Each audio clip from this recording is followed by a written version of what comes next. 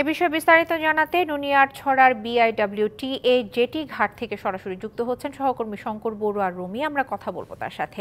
শঙ্কর, কেমন দেখছেন BIWTA jetty ঘাটের বর্তমান পরিস্থিতি, জানাবেন। আজকে মিয়ানমারে পালিয়ে আসা 134 জন বিজিবি এবং সেনা সদস্যকে ফেরত পাঠানো হচ্ছে। সেই সঙ্গে দ্বিতীয় দফায় বাংলাদেশের 45 জন নাগরিককে আজকে ফিরিয়ে আনা হয়েছে। আমরা সকাল থেকে এখানে গণমাধ্যম কর্মীরা নুনিয়াছড়া জেটি ঘাটে অবস্থান করছি। সকাল 7টা 5 মিনিটের দিকে 4টি গাড়ি বাস যুগে মিয়ানমারের 134 বিজিবি সদস্যকে বিজিবির ছড়া পাহারা এখানে নিয়ে আসা হয়। পরে তাদের নুনিয়াছড়া জেটি ঘাট এলাকায় রেখে তাদের প্রশাসনিক এবং আনুষ্ঠানিক যে বিশ্বমানের থার্মিক্স রড, সালাম স্টিল থার্মিক্স, দেশের একমাত্র থার্মিক্স রড, হস্তান্তরের কার্যাদি সেটি সম্পন্ন করা হচ্ছে।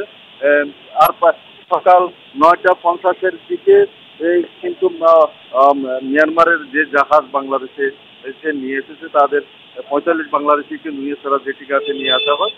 পরে তাদেরও আনার পর আর এখানে প্রশাসনিক কার্যক্রমাদি শেষ করা হচ্ছে। আমরা কিছুক্ষণের মধ্যে মিয়ানমারের 134 বিজিবিকে যে ঘাটপথ করে বাংলাদেশি নাগরিকদের নিয়ে আসা হয়েছে, সেই ঘাটপথ করে গভীর সাগরে অবস্থানকারী মিয়ানমারের জাহাজে তুলে দেওয়ার হবে বলে আমরা প্রশাসনের সংশ্লিষ্টরা জানিয়েছে।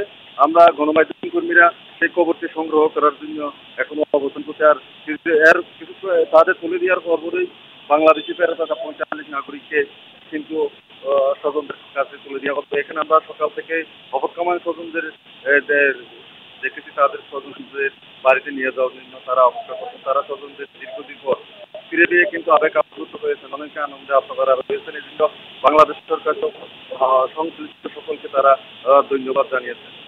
দিশা, আমার কাছে এ ছিল নুনিয়াছড়া থেকে। শঙ্কর, আপনাকে ধন্যবাদ।